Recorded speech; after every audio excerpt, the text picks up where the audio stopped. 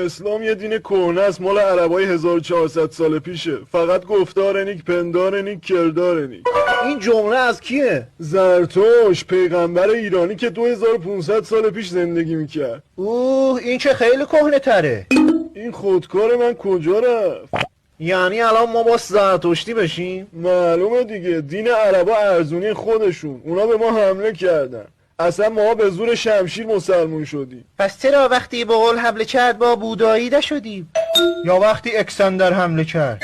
تازه اگه قرار حمله شونده به دین حمله کننده در بیاد، چرا وقتی ایرانیا روبیا رو شکست دادن روبیا زرتشتی نشدن؟ منم یه جا خوندم اندونزی 264 میلیون جمعیت داره که 86% مسلمونن. اونجا که کسی اصلا شمشیر نزده. اندونزی سمت مرکز منطقه شرق آسیا، کوالالالامپور. این خودکار من کجاست پس؟ هرچی، یه ایرانی اعتقاداتش هم باید ایرانی باشه. دین عربا به درد خودشون میخوره. خود اروپایی‌ها و آمریکایی‌ها که مسیحی هست. خب که چی؟ اگه خودکارتون نمیفته، عارضم خدمتتون که مسیحیت یه دین آسیاییه. اما اروپایی‌ها و آمریکایی‌ها مسیحی هستن. کلی هم تبلیغش میکنن. استاد یه سوال دیگه.